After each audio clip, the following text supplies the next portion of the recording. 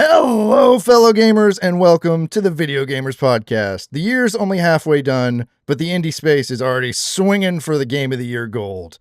Today, we're breaking down the standout indies that we've reviewed this year for our Indie Mid-Year Award nominations. I am your host, Ace, and joining me, he is president of the I Hate the Midnight Walk fan club. It's John. Happy to be here, everybody. Happy to be here, ladies and gentlemen. Down with the Midnight Walk, up with Expedition 33. Woo, let's go. Oh, it's funny you mentioned that, John. Yeah, oh man, the Midnight Walk. We will get to it, but man, it's going to leave an impact I wasn't expecting this year. We'll see. And you know, he's made leaps and bounds in broadening his indie horizons, but he still only thinks Expedition 33 is just okay. It's Ryan. Is it my turn? Oh, I have to. Yeah, I gotta wait to make my move, right? Oh, No? Okay. a turn-based joke. I see how it is. Where else is it gonna go? You know that. That was pretty good, right? That was pretty. I'll give you that. That was pretty impressive. I thought you just muted yourself again. Nope. Not this time. I prefer turn-based, Ryan. Turn-based Ryan. Yeah, that might be my favorite version of Ryan. I'll be real. Thunderbolt. Yeah. Anyway, fellas, we have reviewed some crazy good indies this year, individually, together, and some of us, in duos, I guess is how we'll put it. Because there's some you've played, Ryan, that I didn't play. There's some John's played that I didn't play, but you two have played them together, and that's good enough for me. But we're halfway through the year, so I figured now's the time to start gathering, all the games up and deciding what we think their standout qualities were, what we would nominate them for at the end of the year. Heck yeah, man. Yep, great. I'm excited. And just as a little bit of preamble here, I mean, indie, it seems like has sort of ruled the last 2 years. In the pre-show chatter, we were just talking that in 2024, 7 of the top-selling games on Steam were indie games. And this year in 2025, which has been an absolute banger year, about half of the games, the top-selling games, are either AA or indie titles. Yeah, it's insane, and we're really seeing a shift in the gamer space for where people are really considering indies as more of what they want to invest in, which I totally get. Yeah. Ryan, I don't know if we've sort of flipped that switch in your brain yet, but I think I keep hitting it every now and then. For sure. I mean, we've had some awesome experiences so far in the indie world, and this year alone, dude. Yeah, this year alone. And then the cool thing that I absolutely love is even if it's a great game, you remember you paid like $10 for it, and that makes you feel even better. You're like, oh yeah, and this was totally worth it. I've got 20 hours of awesome experience out of this, and it cost me $10, cheaper than a movie. So it's What if you paid $40 for it? What if it was also handcrafted over a millennia? What if it had Potboy, the most iconic character in all of indie gaming? This Sackboy, goth Sackboy with an open head. Oh, yeah, I guess so. Well, starting off, we're going to go way back to one of the first indies we talked about this year. It's not Ender Magnolia. I know. Audience, you can stop holding your breath. I know. They know. You're tired of hearing about Ender Magnolia, but we're talking about Tales of Iron 2, Whiskers of Winter. Mm-hmm. This game gave me the greatest opportunity, I think, in my entire career as a podcaster to talk with, Oddbug Studio and Jack Bennett personally. It was one of the coolest things we did. They got to show us that artwork and show us the layers of how much work goes into this. But I want to know, John, did anything stand out about Tales of Iron 2 for you that you would nominate it for this year? Well, first of all, I want to echo your sentiment there. Speaking to Jack Bennett and Oddbug was so cool. That was cool, just such a cool experience, and such a generous guy with his time. And they showed us the behind the scenes Unity stuff as far as like how the games are actually designed. We shared that on like several Facebook groups for indie game developers and stuff, and people ate it up. They loved it. It was such a cool peek behind the curtain. With regards to whether this game is award worthy in anything, I do have to say, as an advocate for truth in the show, I didn't like Tales of Iron 2 as much as I was hoping. Share the same sentiment. I did like the first one more. I felt like Tales of Iron 2 was a great story and perhaps like more of an expensive DLC than a standalone game. But I could definitely see an argument to be made for an award in the best art direction. I really like that woodblock art style quite a bit. It's like some of my favorite game art, honestly, even though it's, it's sort of like marionette based, not unlike South Park, honestly, like digital marionettes. Yeah. It's but like yeah, exactly. I really enjoyed the art direction. I'd agree. I think that's its standout quality. It did, definitely. And I didn't really spend any time playing the game, but talking with Jack and seeing how it was designed and developed and how that art looks it was just so cool. It's so unique, and I just love that art style. But what I would say is it nominated for Best Rat. Oh, you beat me to it. I was going to say Best Rat of the Year. Best Rat in gaming this year was my. I know you, dude. I know where you're going. You definitely beat me to it, though. This ain't even a draft, and I snaked your pick.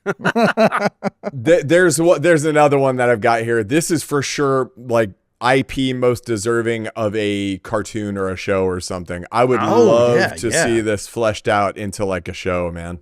Dude, seeing a Tales of Iron like TV show played out like Game of Thrones would be so cool. So cool. Man. That'd be pretty cool. Yeah. No, Tales of Iron 2 was a great game. Don't get me wrong, but unfortunately, among the sea of fantastic indies we got this year, it was lacking. And it really sucks because it is really good, and I do think people should go play it, but that just tells you the quality of games that we've gotten this year. That's exactly what I would say. I would say it's not that this was a bad game. Any other year, if this would have come out, it would have been like, hey, that was a pretty good game. But like when you put it in a contrast with your like Kingdom Come 2s and your other huge mega standout games that have come out this year, it's tough. It's tough competition. And I even think that game has a great soundtrack, but the soundtracks that have come out afterwards are even better. So it's like, I can't say like, oh yeah, I'd nominate this for best soundtrack. No, I can't. Yep. Yeah. Now, moving on from Tales of Iron 2 is the one me and Ryan played through together. The drug-filled world of Schedule 1. Yeah. Oh, Ace, cops are coming. The cops are coming.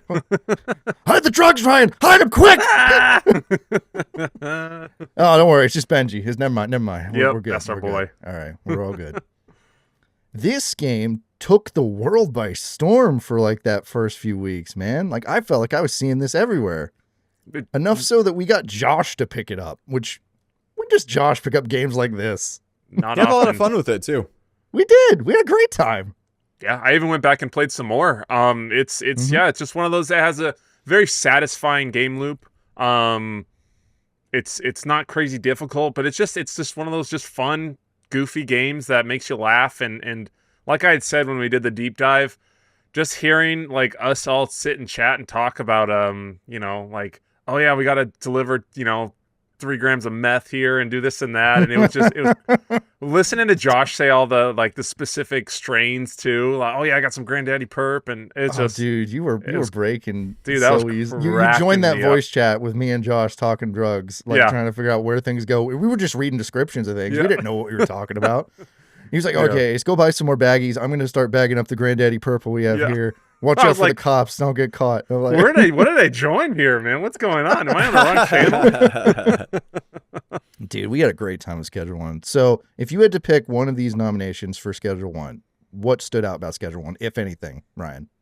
Man. That's a hard one because I feel like overall it was a cool experience that I really enjoyed, but does it stand out? I don't think there's anything really unique that really pops out at me though. That man, this was just standalone from everything else. This Schedule 1 is the video game equivalent to Pop Rocks, where you're like, cool. All right.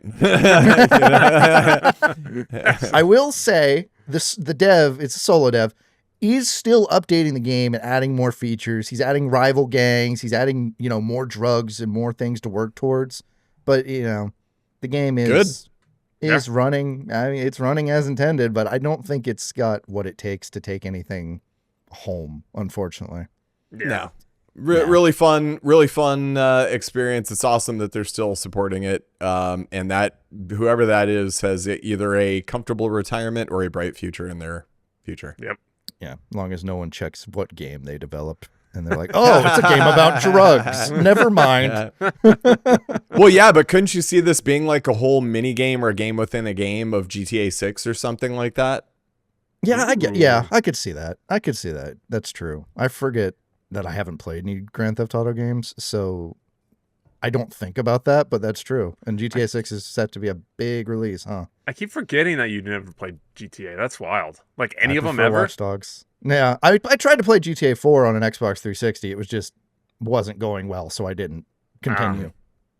Gotcha. Got enough to pick up some of the funny lines, though. Yeah. Hey, cousin, let's go bowling. Yeah, come on. Roman. Anyway, moving on to a game we actually all three played, so we will all have something to say about this, be it good or, in my case, bad. We're talking about Blueprints. Yes. Oh, Yeah. my gosh.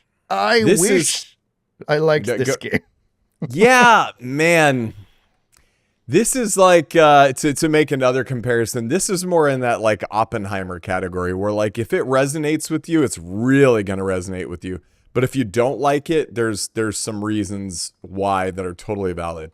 For me, that gameplay loop got tired real fast. It's way too text heavy, way too slow paced, and the RNG drove me nuts in it. But there's a lot of people that it really, really worked for. Do you think it's going to get nominated for anything? Even if you don't personally nominate it, what do you think maybe stood out the most about it? I think if I were to, I think it's definitely, it might even be a Game of the Year candidate just based on. You think so? Oh, okay. It wouldn't be something I would pick, but I mean, bro, take its like approval rating. It's like 90. I think it's got a higher approval rating on Steam than Expedition 33 does. Man, by I'm just not marginal, wired for but this it's. game. But I don't understand it. Yeah, I get it. I actually, for the opening hours of it, I had a lot of fun with it, but it just got so frustrating for me where I just stopped playing it. I watched the videos, and I think a argument could be made for best narrative, like the actual storytelling. If you can slog through all of the texts and the notes that you're gonna have to keep to be able to make it through this game, the narrative's actually pretty cool. It's just, can you fight through it, man? Yeah, that's a tough one. Yeah, and it is. It's on Metacritic, it's a 92. But this shows how kind of the difference, which is wild, because the universal claim Metacritic score of 92. Metacritic must play. The user's score 7.5. Wow. Yeah. Look at that difference. That's to me. That's a decent difference, man. I mean, honestly, that's pretty big. Like typically, like must play. It's it may be different. The user score may be different, but not usually that much. But yeah, I mean, I am not a puzzle game guy. They just typically I'm not a fan of the loop. I just kind of get bored. I'm like, okay, what am I solving this puzzle for? Where what's the purpose? Just to do it? Well, it doesn't really get me anything. But this one I did like. It's one of my favorite puzzle games that I've played. But once I was done, I've had no interest or no thought like, oh man, I'd like to go back and check it out. Because again, like you said, John, the RNG just really just was not cool in my opinion. Like Did you beat it? Did you finish it? No. I got to the last room, and then that's when I ran into the freezer. That makes three of us who did not finish this game. So, and I did that like multiple times. Frustrating. Yeah, and then I went, and then I was like, I used it on that room because that's where I had opened the door, and I was ready to go. I'm excited, and then I got a freezer room that has no door in it, and then I was screwed. And I'm like, there's no more keys. I have no more other way to, and I have to start a new day. And I was like, dude, that was, I think, the last time I played it. I was done after that. Did anything of it stand out to you? Something you would consider it nominee worthy? Jeez, that's a hard one. There's no narration, not much narrative. No, there's not much narrative, unfortunately. Well, there's not a lot of narration, but there is actually there pretty is narrative. Deep. Yeah. The story is actually really cool. Yeah, you just got to read everything. The other thing I didn't like is Boy, I wish I knew what it was. yeah, you gotta go find it all and then read it all, and then you can't. You're taking million screenshots. You have to have a folder on your computer with all your screenshots. Like, yeah, I don't know what I would give it. I honestly, I think it's kind of like Schedule 1 for me. I think it's a great game, and I think a lot of people love it. I just don't know what really pops. Maybe it is the narrative. I'd say, yeah. I'd give it to the narrative. I feel like if this game had voice acting very similar to like Disco Elysium, I don't think I'd like Disco Elysium nearly as much if it didn't have the voice acting. Oh, you wouldn't, because I played it both. I originally started it, and everyone's like, "This game's so amazing." And I'm like, "Oh no, this is horrible." Man, Ace, I couldn't agree with you more, man. And the funny thing is that getting voice talent is pretty economical, dude. Like they could have hired some really talented unknown actors to do the voice acting for this, and it would have enhanced the experience so much. And frankly, the times when they did have voice acting, I found it brilliant. Like I don't remember the name of the grandfather or whatever who, like, is it the grandfather or the uncle? Whatever. He's your uncle, I think, yeah. The recently deceased person who owned the mansion, which you're trying to like solve the puzzle for or whatever. When you're listening to his kind of like grainy lo-fi audio narrative, like sort of explaining the scenario to you, the main character, it's like haunting, man. It kind of reminded me of being in like the Haunted Mansion a little bit, where you get that like kind of creepy narrative, and I'm like, oh man, I dig it. You know, like they're able to evoke emotion with so little here. I don't know why they didn't do it. I mean, like, I don't know, man. I don't know. I mean, I think, I don't know if it would have saved the game for me, because the game still doesn't respect your time. It doesn't respect you, the player. It doesn't. It really wants to waste your time, but, you know, we'll get in that. I've never had a game violate my time more, honestly. But yeah, no. I'd give it to best narrative as well, honestly, because otherwise, it's just nothing that great, unfortunately. Moving on, one we've all played again, The Midnight Walk. You know, I'm going to let Ryan go first, so he's got nice things to say, hopefully. Speaking of violation of time. Oh, no. No, I'm kidding. You mean lack of violation of time? It's like freaking 30-minute game, but I was higher on this, I think, than both of you. I did enjoy my time playing this game. I thought it was cool, neat world. Definitely probably a whole different game in VR. And that's probably the only way you should play it, honestly, if you can handle, movement and stuff in VR. But I think that would have changed my thought process, because then I think the environment, the world would have been, a lot more meaningful and impactful. And I think it would have, done a good bit. So probably something along that lines, for what I would recommend for it. But yeah, it was a good game overall. All right, John, let them have it. Yep.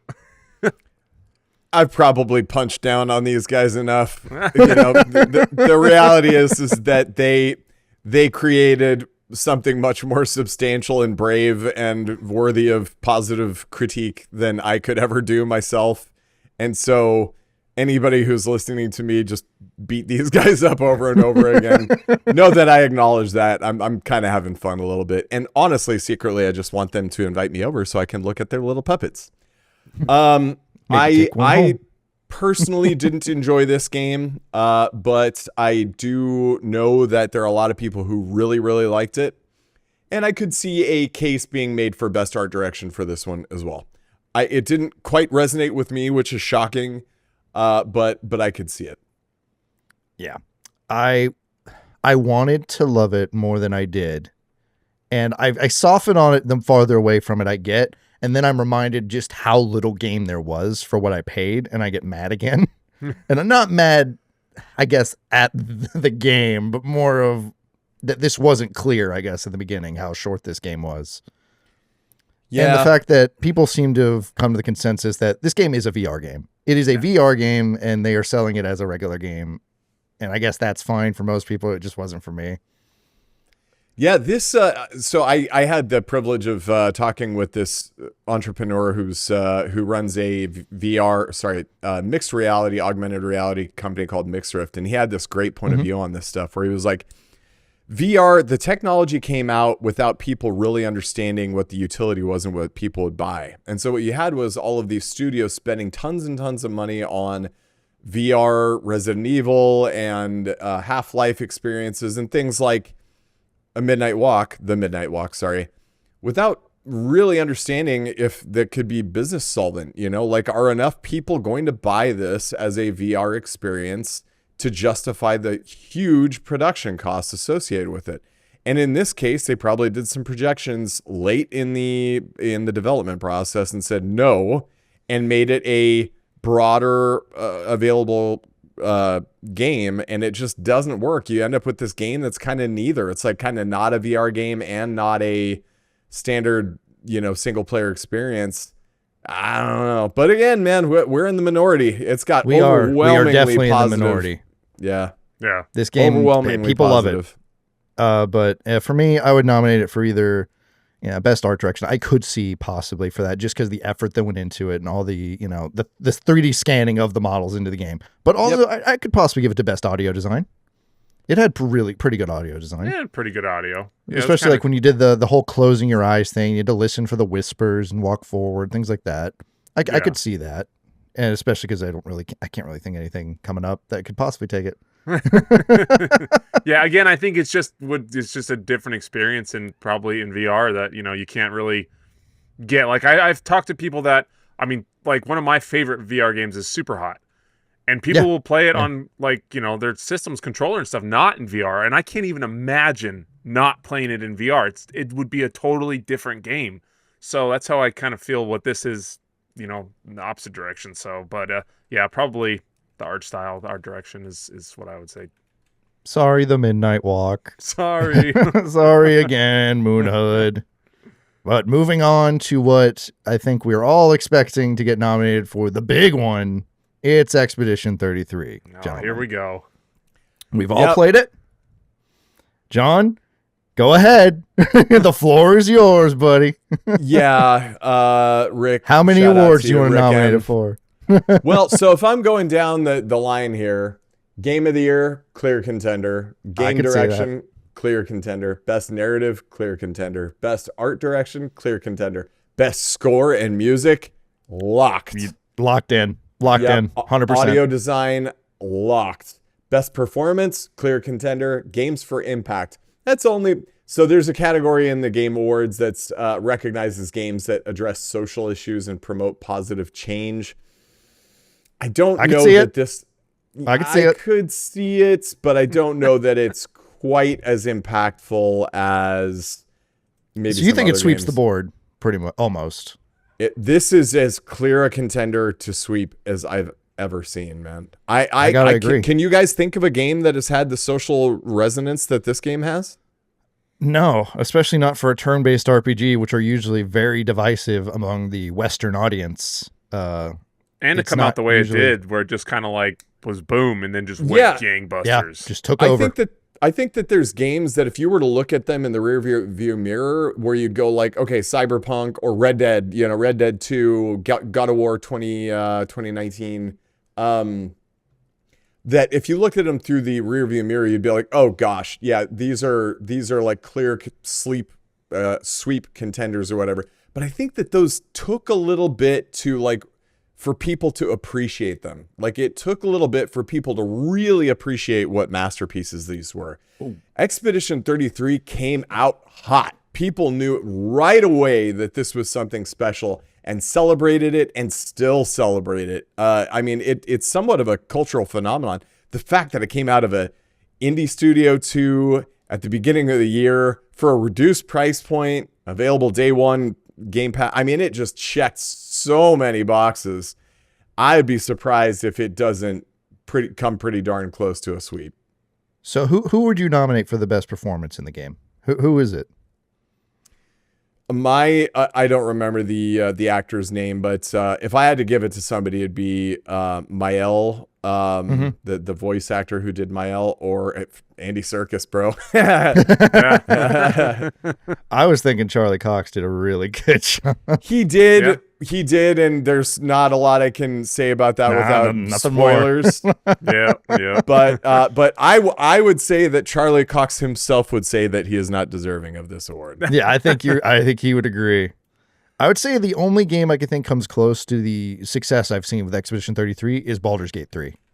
That game came out, and that was a phenomenon. That hit the shelves, and then all I could see on my For You page was Baldur's Gate 3 for like the next several months. I just had to listen to Josh talk about it forever, over and over and over. He tried so hard to get you guys to deep dive it, and you guys would not do it.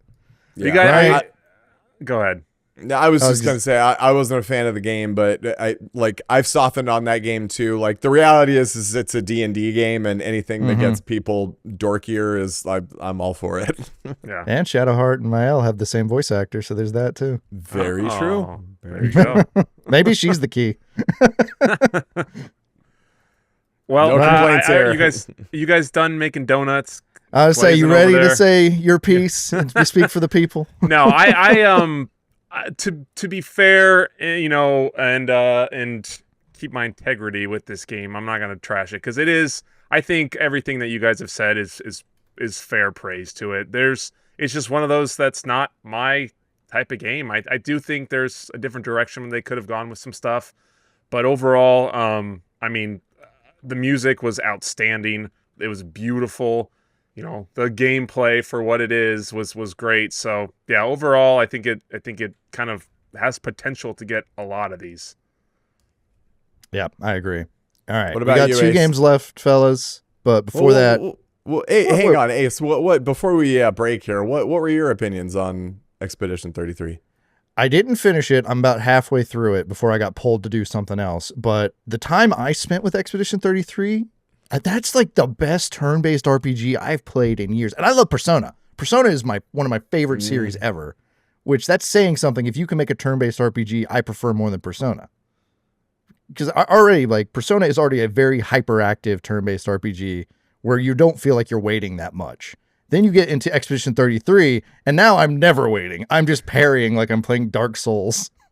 Yeah, you're loved right. it. Expedition Persona 5 would probably have been my favorite turn-based game before Expedition 33 too, and I love them both for kind of different reasons too. Dude, they're both so good. But I would agree with you, John. I think it sweeps. I think it's going to take the whole thing. I think as soon as it pops up, it's going to take it. And before Expedition 33 came out, I thought this was going to be Kingdom Come Deliverance 2's year. I thought they had it. I thought it was over. I thought they had it. And it was, because I'd heard nothing but Kingdom Come Deliverance 2 for months. Yeah. Or a month, I think. Yeah. And then they dropped Expedition 33. And you know what? I'm still hearing about Expedition 33. Yeah, that game has real legs, man. People still talk about that game so fondly, and they're still dumping hundreds of hours into it. And again, couldn't have happened to a better group of guys. The team over there at Warhorse is so awesome. Dude, that soundtrack just makes me ascend sometimes. It's just... Yeah. But we got 2 games left. We're going to take a quick little break, and we'll be right back. All right, fellas. This one is all on you, because we're talking about The Altars. You two dived this one, and one of you seemed to have liked it a lot more than the other. So since I gave you the floor with Expedition 33 first, John, I'm going to give the floor to Ryan first with The Altars to tell us what stood out about it. So I think there was, aside from Josh just completely not knowing how to play this game, I think Me either, it was, apparently. Yeah, I still don't get it with you guys like with that, but I digress. I feel that this one was one of those that caught me off guard. I was expecting a lot after that demo because the demo really got me hyped, and for me, it delivered. It gave me that kind of deep, dark, gritty world on another planet that was chaotic, but also impactful, and there was just so much to do. And I don't think it had anything super special with like the music or I don't know. So like I would think probably like I don't think it'll be up there for game of the year or anything like that, but maybe art direction. What about performance? Performance. He was one guy doing. Yeah, he did all those altars. You know, he voiced them all. And I don't. I thought I sent it to you guys, but there's a video on YouTube where it's him doing all the other characters, like, and it has them walking in and stuff, and it's hilarious when he gets the refiner guy. That's like the hippie dude. It's good. So yeah, I would say probably those two: performance and then art direction. I think that's completely fair. And what about you, John? Where does the altars land? Well, I didn't have a good experience with this game, but I'm like Josh. I am a dummy. Apparently, I just didn't know how to play it right. It just felt like several boyfriends were breaking up with me at the same time. It made me really sad. I do definitely think that a strong argument could be made for Alex Jordan, who he played basically all of the altars, and it was so clear he was having such a fun time, playing all these different voices. I could definitely see a best performance nod coming out of him. I could actually see him winning that. There's a couple of strong contenders for Expedition 33 that I think would be right up there with them, but I think awards tend to lean heavily on people who are playing, multiple personalities in a role. This game was so weighted on Alex Jordan's performance in this. I could see that. I could easily see that happening. I could see it too. I didn't play the game. I played the demo when it came out. I thought I was going to pick the game up when it finally came full release, and then I just got super freaking busy at work and stuff. So I just had to let you guys handle it for me. But then I got mixed opinions, and I was like, well, maybe it's good I didn't pick it up. No, dude, you'll have to put in that backlog and check it out. And who knows if it'll still be, but the Game Pass, it's just so awesome. This is true. With Game Pass, there's no reason to not check it out. No risk, man. Hop in and check it, play for a few hours and see. But the biggest thing, and just for your help and anyone listening, and for John and Josh, if you ever go back, like, all you have to do is just realize that they're just a bunch of whiny babies. You don't care about their feelings or anything. Do what's best for you and for survival. And I finished every night looking for stuff to do. I would sit and watch movies in the rec room. I would play beer pong with them and stuff because so you just have to be decent with your time management and set tasks, and then like you can go pretty far in this game, and it's enjoyable. Yeah, at some point in the future, when I've recovered a bit, I'd actually be curious to get a walkthrough from you, Ryan, because I seem to. There's a lot about this game that would have resonated with me really well, and I felt dumb. Honestly, I felt so stupid playing this. I felt so incompetent. So there might have just been something that I'm. Yeah, exactly. There might have been something that I just missed, and I'd like the opportunity to enjoy this experience. Heck yeah. I feel like it is a 50-50 split though with people. Like some people it really clicked for, they really understood it, and then other people found it really monotonous and hard to keep up with. So I don't know if maybe like there's just like you need to be taught that if you don't have it click, or if maybe it's just not in some people's capacity. Which I'm sure, like, dude, who knows? Playing a Souls game and not being good at timing, like that's gonna make that game miserable for you. So if you can't play it the way you're supposed to or the way it's designed, it's gonna make for a bad experience. So a little tutorial or a walkthrough to get kind of how you're supposed to play it might be something that will help a lot of people. Yeah. All right, we're gonna finish it up with the freshest of the indies for sure. Brought on by the legends themselves of Aggro Crab and Landfall Games. It's Peak. Yeah. Oh, man. We have been streaming Peak a whole lot over on our Twitch, which if you ain't watching Twitch, what are you doing? Like, you could be coming talking to us. Living a normal, fulfilling life. That's what we're doing. Now, John, they want to watch us fall screaming from the mountainside while they're on their lunch breaks. Patented ace scream. Yeah, I get way too into it. I get so into my games that I just like forget what I'm doing and scream at 2:00 in the morning. Oh, it's great. I love to hear it. Yeah. But since we haven't talked about it, I'll go ahead and bring up what Peak is. Peak is a minimalistic climbing roguelike. You heard that right. It is multiplayer, up to 4 players. You and a group of friends will try to scale mountaintops and try to make it to the final mountaintop, where you can be picked up by a helicopter and taken out of this hellhole. But it's harder than it sounds. Another game, and I'm going to keep jogging on him. Another game that Josh played wrong. He played it wrong. You just climb a mountain, Ryan. How can you play it wrong? He just hates it. No, for him it was a death simulator because he was just always dead at the bottom, or ghost simulator, whatever you want to call it.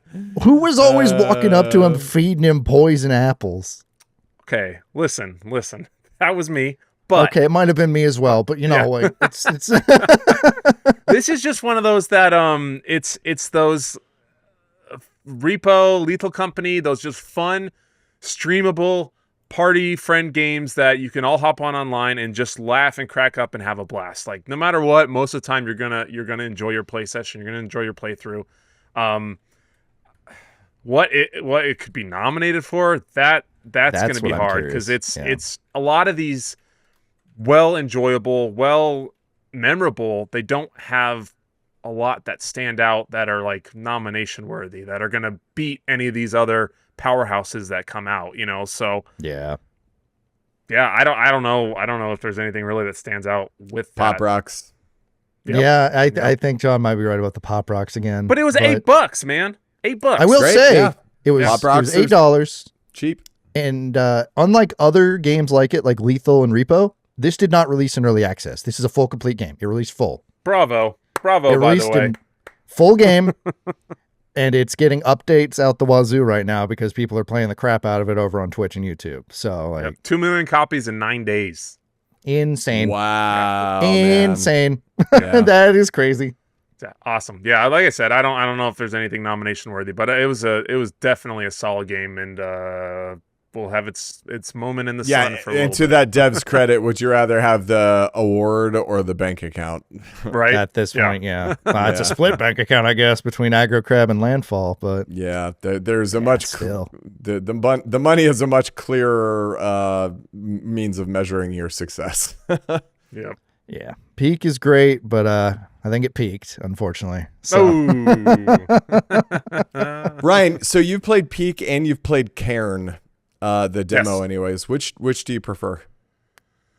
Well, I've played a lot more of Peak, obviously. I think the ability to play with friends, I'm a social, outgoing guy. I love basically any interaction I can have through a video game medium, like online with people. It usually doesn't even matter what it is because it'll just be fun and I laughing. But I think with what I've played of Cairn, like it's got that little bit of a hook for me that makes it feel a little more real and more like there's some more depth to it. So I'm really excited to see, you know, when it comes out. Unfortunately, it's not till like November, I think, October. November, but it is this year. Yeah, and the demo's only an hour, so you don't really get yeah. But what I played, I loved. Like, and it's a little goofy with the climbing. It's a little janky. They may tighten I that thought up it was a little cool, bit. man. I honestly thought it was cool. Yeah, I had a lot of fun with that. I'm super excited for that game, though. Josh hated that one too, by the way, listeners. He did, yeah. Josh hates fun. He hated Cairn.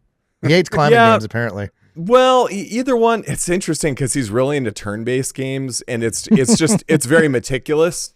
Ryan said it best, actually. Is like, you know, it's kind of like kind of relaxing. Like for me, it was like it's weird how relaxing and tactical this can be, sort of at the same time.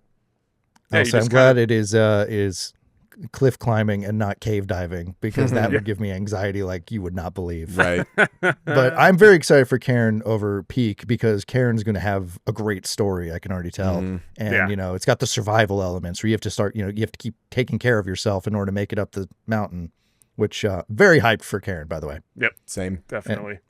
And she seemed like she was a lovely person. Oh, Sophia was awesome, man. And she gave us one of the coolest, like, behind the scenes sort of nuggets that we've seen on this show, where she was, you know, it's a very intimate story. Like you are often very much just alone with your own character and your own thoughts and stuff. And there's all these kind of like grunts that could be like interpreted, like thousands and thousands of different grunts and other emotions that are conveyed through just like, you know, odd vocalizations or whatever. And she was talking about how she would go through the alphabet and like go, A would be like, ah, and E would be like, ah, and, you know, I just thought it was such an interesting acting technique.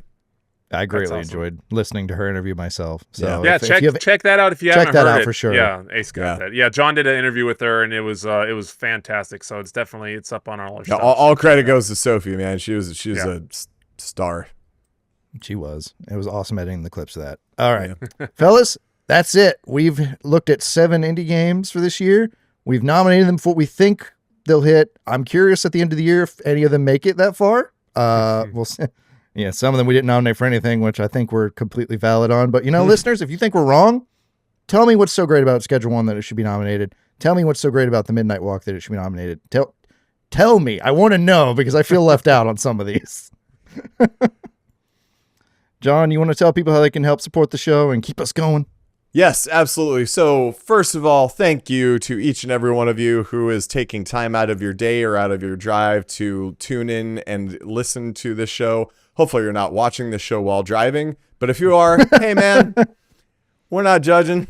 If you've enjoyed what we've done, please take a moment to follow us on your podcast player of choice and rate us 5 stars. It goes such a long way towards helping us find new audience members. You can also find a poll at the end of every episode on Spotify, and you can leave comments. Hopefully they're nice comments. Rick, looking at you, buddy. If you've really enjoyed your experience with us, please consider supporting us on Patreon. You can find information on that in the episode description. It comes with a host of great benefits, which we've recently revised and updated. It's lots of cool perks, including preamble and postamble before and after the show, and lots of exclusive things that go to our Patreon supporters. And lastly, we have the coolest, chillest, most welcoming community in gaming. Please consider joining our Discord. We've got over 1,000 members now, almost 1,100 members now, of super supporting, non-toxic, non-drama gamers, just like us 3 and just like you, presumably the listener. Come join us. Be a part of the show. Absolutely. I like I say non-toxic after I spent the whole episode trashing Josh. Yeah, it doesn't count if it's against us. That's true. We're allowed. And it was deserved. It's called building character. Yeah, there you go. But thank you so much for listening. And until next time, happy gaming. See ya. Toulou.